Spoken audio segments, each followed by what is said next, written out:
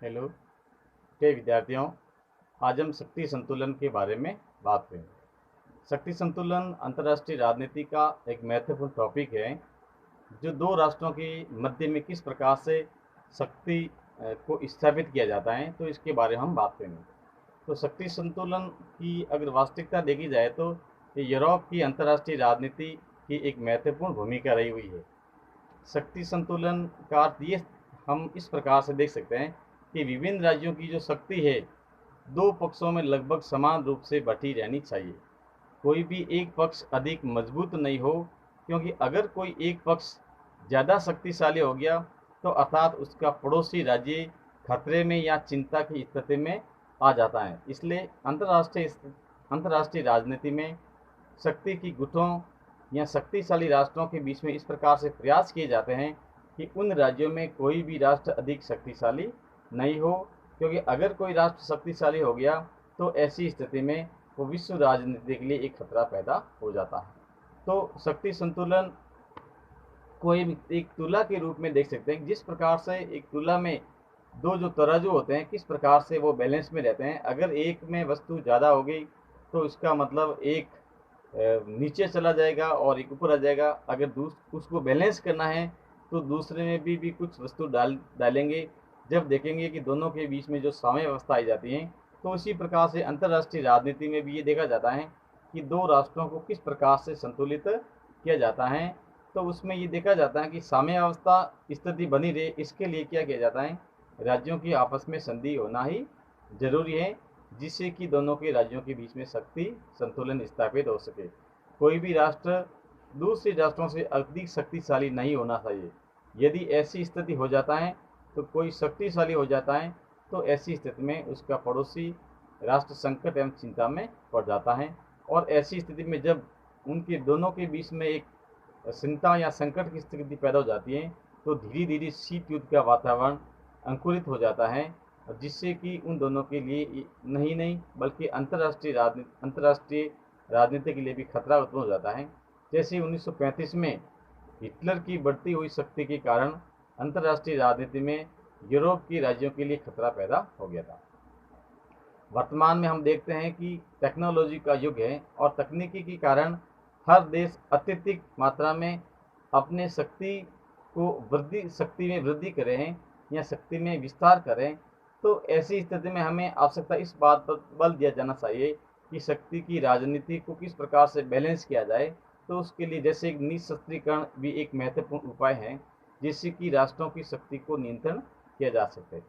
शक्ति संतुलन के अर्थ की जहाँ बात करते हैं तो शक्ति संतुलन अर्थ को अलग अलग वैज्ञानिकों ने कई दृष्टिकोणों से बताएं, लेकिन हम अर्नेस्ट हॉस की जहाँ बात करते हैं तो अर्नेस्ट हॉस ने शक्ति संतुलन को के 8 अर्थ बताए।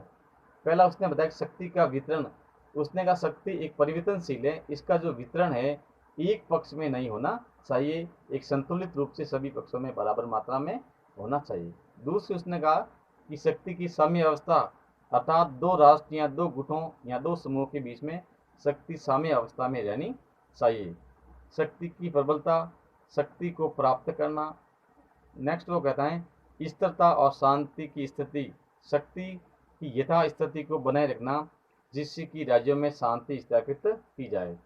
अस्थिरता तथा युद्ध, शक्ति राष्ट्रों की गलतफहमी, अगर कोई राष्ट्र गलतफहमी में रह जाता है तो ऐसी स्थिति में विरोधियों को संतुलित करने की वृद्धि या युद्ध की स्थिति पैदा हो जाती है। जिस प्रकार से प्रथम विश्व युद्ध में हम जर्मनी की बात करते हैं कि जर्मनी की गलतफहमी के कारण तो अस्थिरता या युद्ध की स्थिति पैदा हो गई थी। शक्ति की राजनीति, शक्ति संतुलन के लिए ये देखा जाता है कि प्रत्येक राष्ट्र शक्ति के लिए संघर्षशील रहता है। आज अंतर्राष्ट्रीय राजनीति में हम देखते हैं कि आज राजनीति है वो शक्ति के लिए संघर्ष की राजनीति बन गई है, अर्थात हर राष्ट्र चाहता है कि अपनी शक्ति में वृद्धि की जाए। तो ऐसी स्थिति में उसको बैलेंस करने के लिए संधि की स्थिति पैदा की जानी चाहिए, जिससे कि दोनों के बीच में संतुलित व्यवस्था रहे।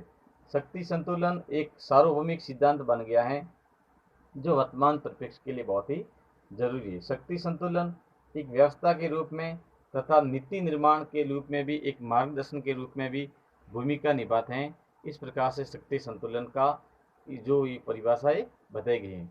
हम शक्ति संतुलन की कुछ विशेषताओं के बारे में बात करेंगे कि शक्ति संतुलन दो राष्ट्रों के मध्य होने वाले समझौते एवं संधियों को बनाए रखने का प्रयास है, अर्थात इस प्रकार की व्यवस्था की जाए कि कोई राष्ट्र अधिक शक्तिशाली न हो, लेकिन वास्तविक रूप में देखते हैं तो शक्ति संतुलन केवल महाशक्तियों का खेल है, क्योंकि छोटे राष्ट्र तो तुला के हल्के बांटों की तरह हैं।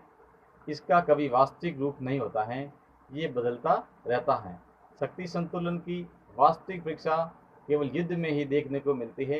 तो पावन और पार्किंस इस बारे में शक्ति संतुलन की कुछ विशेषताएं बताते हैं। पहली विशेषता वो कहते हैं कि शक्ति संतुलन तुल्य भारिता के नियम पर आधारित है, अर्थात इसमें अस्थिरता, परिवर्तनशीलता एवं असंतुलन निरंतर पाया जाता है। जिस प्रकार से तुल्य में जो दोनों की पलड़ों के बीच में किस प्रकार से ऊपर नीचे होता है, असंतुलन होता है, अस्थिरता होती है, तो उसमें भी दो राष्ट्रों के मध्य में भी इस प्रकार की व्यवस्था पाई जाती है।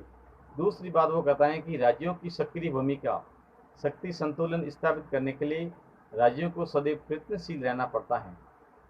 जैसे कि स्पाइकमैन ने कहा कि शक्ति संतुलन कोई दैवीय वरदान नहीं है, वरन मानव द्वारा निरंतर हस्तक्षेप करके स्थापित की जाने वाली एक स्थिति है। यानी कि शक्ति संतुलन मनुष्यों के द्वारा ही स्थापित की जाती है, कोई दैवीय वरदान नहीं है। यथापूर्व स्थिति को बनाए रखने की नीति शक्ति संतुलन के द्वारा प्रत्येक राष्ट्र यथा स्थिति को बनाए रखने की कोशिश करता है, अर्थात उनके पास में जो शक्ति है उस शक्ति को वो अपने अनुकूल इस प्रकार से बनाए रखता है कि उसकी शक्ति में कमी नहीं हो। ये भी एक गतिशीलता की नीति है। शक्ति तत्वों को मान्यता एवं अस्थिर करना असंभव है। ये कहना भी असंभव है कि दो शक्ति गुटों की स्थिति बराबर है अथवा नहीं, इसका परीक्षण केवल युद्ध है।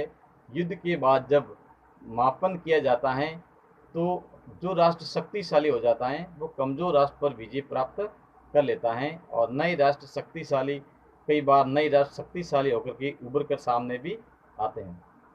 फिर नेक्स्ट बात कहता है कि विरोधाभासी दृष्टिकोण है। इतिहासकार शक्ति संतुलन को वस्तुनिष्ठ दृष्टिकोण से देखता है, जबकि राजनीतिज्ञ शक्ति संतुलन को व्यक्तिनिष्ठ दृष्टिकोण से देखते हैं। इतिहासकार की दृष्टि में शक्ति संतुलन दो विरोधी गुटों की शक्ति लगभग समान सी है, जबकि राजनीतिक दृष्टिकोण से हम बात करते हैं तो शक्ति संतुलन तब स्थापित होता है जब इसका पक्ष दूसरे पक्ष की अपेक्षा अधिक सशक्त हो जाता है। तो इस प्रकार इस दोनों के बीच में, इतिहासकार और राजनीतिज्ञ हैं, दोनों के बीच में एक विरोधाभास की स्थिति पाई जाती है। विशिष्ट राजनीतिक व्यवस्था का लक्षण नहीं है। शक्ति संतुलन कोई विशिष्ट राजनीतिक व्यवस्था का आवश्यक लक्षण नहीं है। लोकतांत्रिक एवं सर्वाधिकारवादी दोनों प्रकार के राज्य इसका प्रयोग करते हैं। लोकतांत्रिक देश जहाँ उदारवादी एवं सर्वाधिकारवादी साम्राज्यवाद की नीतियों के कारण सहमत नहीं होते। इस प्रकार से विशिष्ट राजनीतिक व्यवस्था का लक्षण इसमें नहीं पाया जाता है। शक्ति संतुलन में बड़े राष्ट्रों की भूमिका, अर्थात शक्ति संतुलन के इस खेल में केवल बड़े राष्ट्रों के खिलाड़ी ही भाग लेते हैं तथा छोटे राष्ट्र तो केवल इसका मात्र एक शिकार या दर्शक के रूप में भूमिका निभाते हैं। इस प्रकार से शक्ति संतुलन की जो विशेषता हम देखते हैं कि शक्ति संतुलन जो वास्तव में देखा जाता है तो एक दो राष्ट्रों के मध्य किस प्रकार से शक्ति को संतुलित किया जाता है, लेकिन वास्तव में देखते हैं कि शक्ति संतुलन केवल एक महत्वपूर्ण जो राष्ट्र होता है या शक्तिशाली राष्ट्र होते हैं उन दोनों के बीच में किस प्रकार से एक बैलेंस किया जाता है। जिस प्रकार से द्वितीय विश्व युद्ध के बाद में हमने देखा था कि किस प्रकार से साम्यवादी और पूंजीवादी जो खेमे थे वो दोनों किस प्रकार से अपनी शक्तियों को एक संतुलित करे थे, या अपने शक्तियों का प्रसार करने के लिए अपनी विचारधाराओं का किस प्रकार से दुनिया के ऊपर थोप कर जो तीसरी दुनिया के देश थे या एशिया, अफ्रीका एवं लैटिन अमेरिका के देश थे, इन देशों को किस प्रकार से संतुलित करके स्थापित किया जाता है। तो इस प्रकार से शक्ति संतुलन है वो एक महत्वपूर्ण या विशेष रूप से कह सकते हैं कि जो शक्तिशाली राष्ट्र है उन राष्ट्रों के बीच में एक खेल के रूप में देखा जाता है, जबकि जो पिछड़े या विकासशील दो देश हैं ये केवल एक दर्शक की भूमिका के रूप में ही निभाते हैं। तो अंतर्राष्ट्रीय राजनीति में शक्ति संतुलन एक आवश्यक तत्व हो गया है, जिससे कि किसी प्रकार से निकट भविष्य में दो पक्षों के मध्य शीत युद्ध की स्थिति पैदा न हो या कोई भी विश्व युद्ध का न्योता न मिले। इस कारण से अंतर्राष्ट्रीय राजनीति में शक्ति संतुलन होना बहुत ही आवश्यक है। धन्यवाद।